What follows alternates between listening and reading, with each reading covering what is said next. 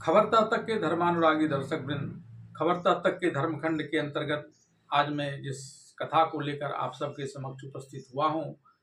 उस कथा का संबंध धृतराष्ट्र से है। वही धृतराष्ट्र जो महाभारत का सबसे कलुषित चेहरा है, जो जन्म से अंधा है, उसे दुनिया की कोई चीजें नहीं दिखती, लेकिन पुत्र का मोह उसे हमेशा दिखते रहता है और वह अपनी इस विवशता को, अपनी इस विकलांगता को अपने पुत्र दुर्योधन के द्वारा दूर करने के प्रयास में रहता है और ऐसा करते हुए वह उचित अनुचित किसी बात का ध्यान नहीं रखता। वैसे भी वह जन्मांध है। धृतराष्ट्र को लेकर यह बात कही जाती है कि पांडवों के प्रति उसके मन में बैर भाव शकुनी ने दुर्योधन को मोहरा बनाकर किया था। कुछ बात हद तक यह बात सही भी है, क्योंकि जब भीष्म पितामह ने गांधार नरेश सुबल की पुत्री गांधारी का विवाह अपने उस भतीजे के साथ करा दिया जो जन्मांध था, और उस समय तो वह राजा भी नहीं था, तब गांधारी के भाई शकुनी को यह बात खल गई थी और उसने प्रण किया था कि वह हस्तिनापुर का विनाश कर देगा, क्योंकि भीष्म तो हस्तिनापुर के प्रतिनिधि हैं और इसलिए हस्तिनापुर को विनाश करने का उसने लक्ष्य बना लिया और तब से अपने बहन के साथ ही वह हस्तिनापुर आकर ही रहने लगा था। लेकिन वह पहला व्यक्ति नहीं था और न ही उसमें इतनी क्षमता थी कि वह धृतराष्ट्र जैसे ज्ञानी पुरुष को अपनी चाल में फंसा सके। तब वह कौन था जिसने धृतराष्ट्र के मन में पांडवों के प्रति वैर भावना उत्पन्न की? वैर भावना कैसे उत्पन्न हुआ धृतराष्ट्र के मन में, और कौन था वह व्यक्ति? आज के इस प्रसंग में चर्चा इसी बात की और महाभारत के आए प्रसंगों के आधार।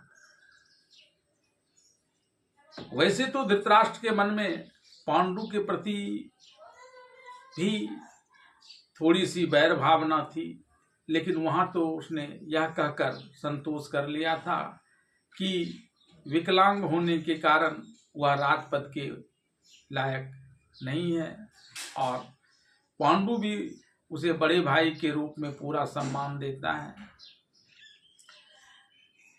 इस क्रम में पांडु अपना राज्य विस्तार करने बड़े युद्ध पर निकलते हैं और वहां से आने के पश्चात वन विहार का कार्यक्रम तय करते हैं, और जब तक वे वन विहार करेंगे तब तक राज्य की देखभाल की जिम्मेवारी उन्होंने धृतराष्ट्र के कंधे पर डाल दी। यहाँ वन में एक शापवश उनका देहांत हो जाता है।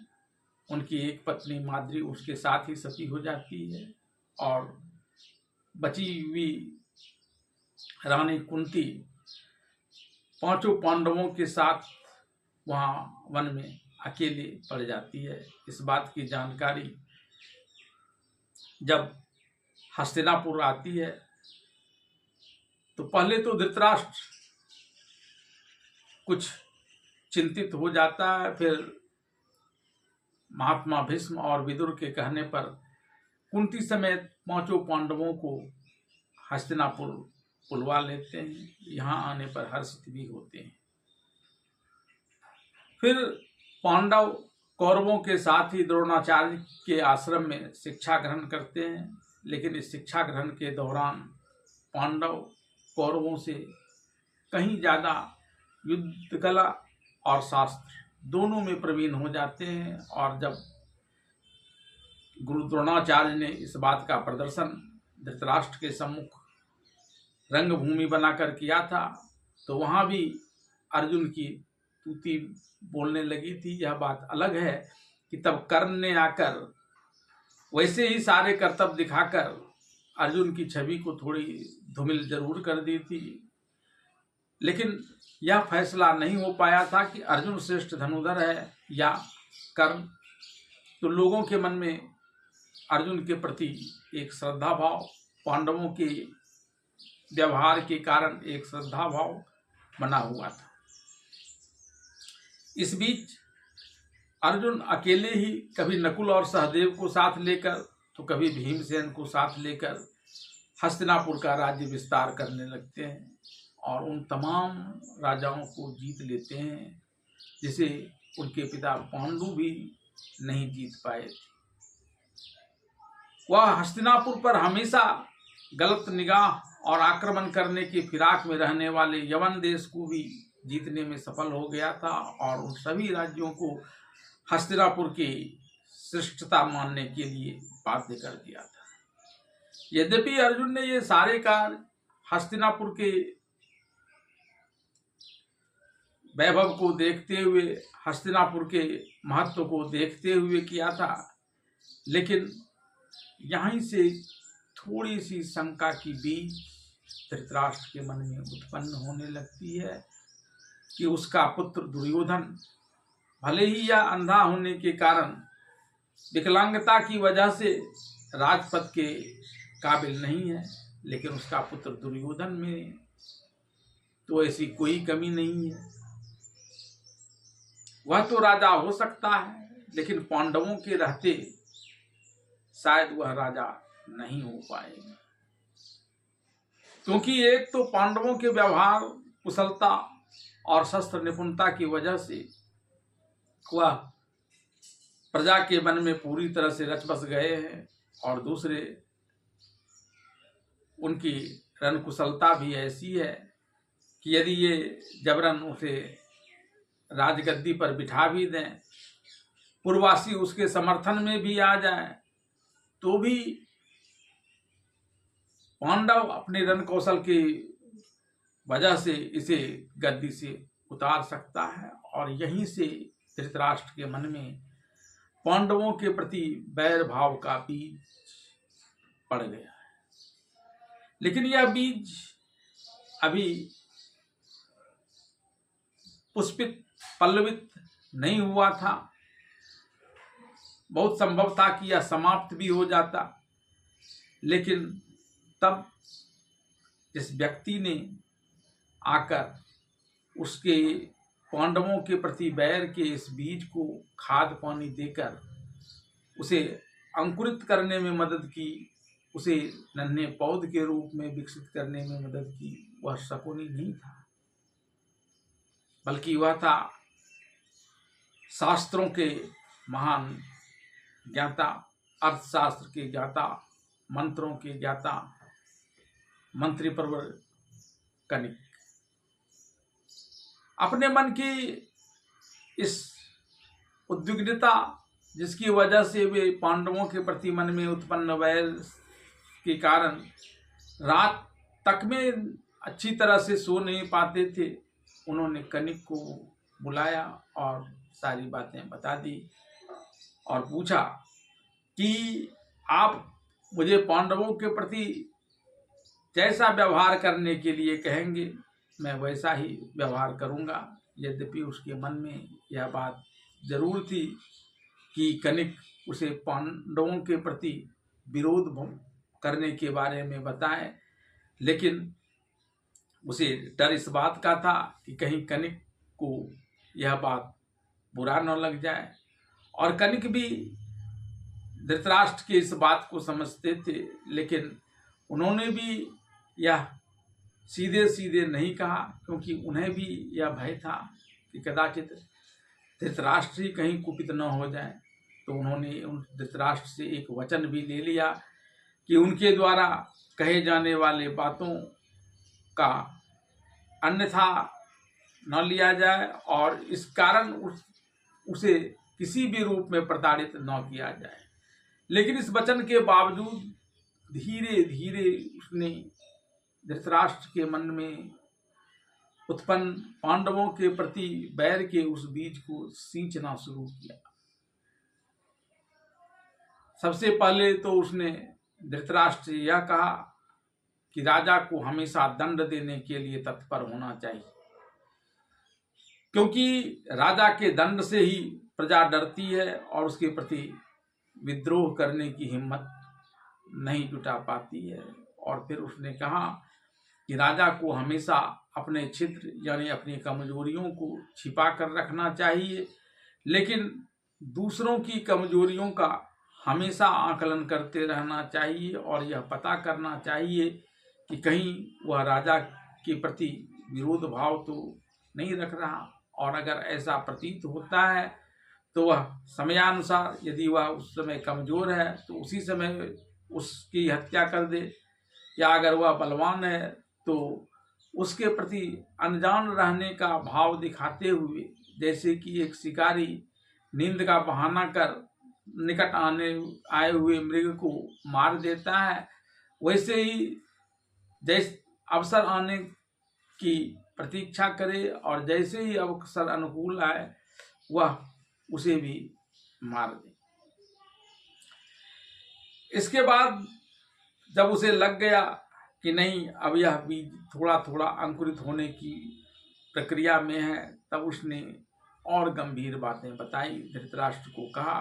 कि यह शत्रु कोई भी हो सकता है, यह शत्रु आपका नाता रिश्ते का भी हो सकता है, आपका पुत्र भी हो सकता है, आपका भाई भी हो सकता है, आपका भतीजा भी हो सकता है, आपका सेवक भी हो सकता है, कोई भी हो सकता है। और शत्रुता का भाव रखते हुए नाते रिश्तेदारी को राजा को नहीं देखना चाहिए, और जो भी उसका शत्रु हो, यहाँ तक कि गुरु भी अगर शत्रुवत आचरण करता हुआ प्रतीत हो तो गुरु की भी हत्या कर देनी चाहिए। इशारे में कनिक ने यह बात बता दी। साथ ही यह भी कहा कि राजा अगर अपने शत्रु के दमन का प्रयास एक बार शुरू कर देता है तो इसे बीच में नहीं छोड़ना चाहिए। और उदाहरण देते हुए बताया कि जिस प्रकार से शरीर में यदि कोई कांटा चुभ रहा है और वह आधा निकाल कर छोड़ दिया जाए तो भी उससे मवाद बहता रहता है, और किसी वन में अगर थोड़ी सी भी अग्नि छूट जाती है तो अनुकूलता पाकर वह सारे वनों का विनाश कर सकती है। इशारे में कनिक ने सारी बातें बता दी धृतराष्ट्र को कि वह पांडवों के प्रति कैसा व्यवहार करे, और अंत में तो खुलकर ही कह दिया कि पांडवों के प्रति आपको मैंने जो उदाहरण दिए हैं उसका अनुसरण करते हुए समुचित व्यवहार करें, लेकिन ध्यान रहे पांडव बहुत वीर हैं, शास्त्र प्रवीण हैं, शस्त्र में निपुण हैं। ऐसे में आपका कोई कार्य आपको अपने ही खोदे इस कुएं में न डाल दे, इस बात का हमेशा ध्यान रखें। और इसे उदाहरण देते हुए कनिक ने धृतराष्ट्र से बताया कि शत्रुओं के प्रति हिंसा भाव रखते हुए भी, उसका विनाश करने के लिए उद्यत होते हुए भी वह उसके प्रति अनुकूल बातें बोले, उसके प्रति शोक प्रकट करे, उसके प्रति सम्मान प्रकट करे, और यह सब इसलिए करे ताकि उसे लेकर जनभावना न भड़क सके और ये सारे दोष वैसे ही छिपे रह जाएं जिस प्रकार से कि काले मेघ बड़े बड़े पर्वतों को भी ढकने में समर्थ हो जाता है। और जब कनिक ने धृतराष्ट्र के मन के उस बीज को, जिसमें पांडवों के प्रति बैर भरा हुआ था, उसे अंकुरित कर दिया, उसे एक नन्हे पौधे के रूप में विकसित कर दिया, तब जाकर शकुनी की भूमिका वहां आती है। और वह भी तब जबकि धृतराष्ट्र उसे दुर्योधन और कर्ण के साथ बुलाते हैं। यहाँ इन लोगों के बीच मंत्रणा होती है कि किस प्रकार से पांडवों का विनाश करना है, जिसकी जानकारी किसी को न हो, और हमेशा पांडवों के प्रति अच्छे बोल रखने हैं। और तब जाकर यह निर्णय हुआ कि पांडवों को वारणावर्त भेजकर वही इनकी माता सहित इन सभी को लाक्षागृह में मार दिया जाए, जिससे प्रजा में भी कोई असंतोष न हो। और बाद में ऐसा ही किया। यद्यपि विदुर के कारण पांडवों और उसकी मां कुंती का कोई क्षति नहीं हुआ, लेकिन धृतराष्ट्र के मन को बड़ी शांति मिली कि इस प्रकार से उसने पांडवों को उसके माता समेत मारकर अपने आगामी शत्रु का विनाश कर लिया है।